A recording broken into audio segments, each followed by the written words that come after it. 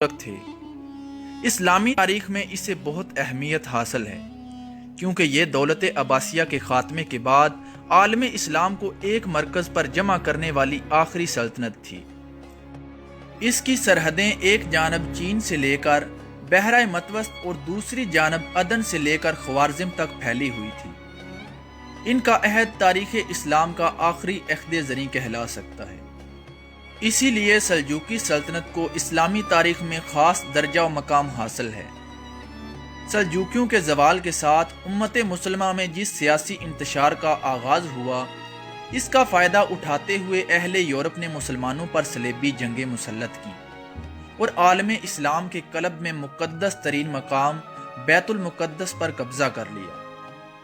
Tughril bag جو کہ سلجوق کا پوتا جبکہ چغری بیگ اس کا بھائی تھا، جن کی زیر قیادت سلجوقیوں نے غزنوی سلطنت سے علیحدگی اختیار کرنے کی کوشش کی۔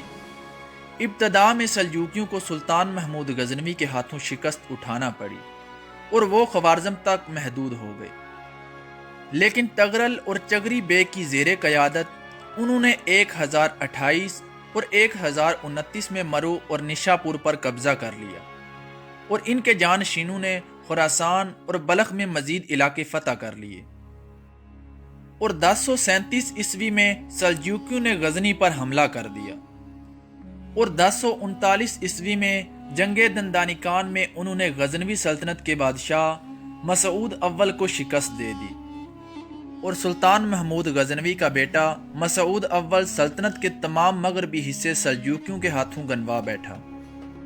1055 عیسوی میں تغرل بیگ نے بنی بویا کی شیعہ سلطنت سے بغداد بھی چھین لیا اور اس کے بعد سلطان الپ ارسلان اپنے چاچا تغرل بیگ کے بعد سلجوقی سلطنت کے تخت پر بیٹھے۔ آپ نے 1064 میں ارمینیا اور جارجیا کو سلطنت میں شامل کر لیا۔ وہ ایک بہت بیدار مغز اور بہادر حکمران تھے۔ مشہور مدبر نظام الملک توسی کو اپنے باپ چغری بیگ کی سفارش پر وزیر سلطنت مقرر کیا۔ ان کے عہد میں سلجوقی سلطنت کی حدود بہت زیادہ وسیع ہوئیں۔ پہلے ہرات اور ماوراء النہر کو اپنی قلمرو میں شامل کرنے کے بعد فاطمی حکمرانوں کو شکست دے کر مکہ اور مدینہ کو اپنی قلمرو میں شامل کر لیا۔ اس سے اسلامی دنیا میں سلجوقیوں کا اثر و اقتدار بڑھ گیا۔ اس کے بعد سلطان الپ ارسلان نے بازنطینیوں کو 1071 عیسوی میں ملازگرد کے مقام پر عبرتناک شکست دی اور قیصر روم رومانوس چہارم کو گرفتار کر لیا۔ قیصر روم نے نہ صرف تاوان جنگ ادا کیا اور خراج دینے پر رضامند ہوا بلکہ اپنی بیٹی سلطان کے بیٹے سے بیعت دی اور ارمینیا اور جارجیا کے علاقے ان کو دے دیے۔ سلطان الپ ارسلان کی شہادت کے بعد آپ کے جانشین ملک شاہ اول اور ان کے 2 ایرانی وزراء نظام الملک توسی اور تاج الملک کی زیر قیادت سلجوقی سلطنت اپنے عروج پر پہنچ گئی، جس کی مشرقی سرحدیں چین اور مغربی سرحدیں بازنطینی سلطنت سے جا ملیں۔ ملک شاہ اول نے دارالحکومت رے سے اصفہان منتقل کر دیا۔ اسی دوران نظام الملک توسی نے بغداد میں جامعہ نظامیہ قائم کیا۔ ملک شاہ اول کے دور حکمرانی کو سلجوقیوں کا سنہرا دور کہا جاتا ہے۔ ملک شاہ اول کے دور میں ہی ایران میں حسن بن صبا نے زور پکڑا، جس کے فدائیوں نے کئی معروف شخصیات کو شہید کر دیا۔ 1092 عیسوی میں ملک شاہ اول کی وفات کے بعد ان کے بھائیوں اور بیٹوں کے درمیان اختلاف کے باعث سلطنت تقسیم ہو گئی۔ اناطولیہ میں کلج ارسلان اول ملک شاہ اول کے جانشین مقرر ہوئے، جس نے سلطنت سلاجقہ روم کی بنیاد رکھی۔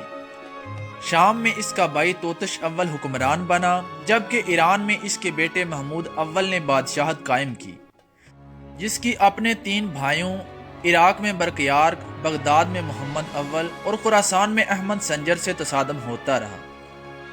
توتش اول کی وفات کے بعد اس کے بیٹوں رضوان اور دوکک کو بالترتیب حلب اور دمشق وراثت میں ملا اور ان دونوں کی نا اتفاقی کے باعث شام کئی حصوں میں تقسیم ہو گیا، جن پر مختلف امراء کی حکومتیں قائم تھیں، اور 1118 عیسوی میں احمد سنجر نے سلطنت پر قبضہ کر لیا۔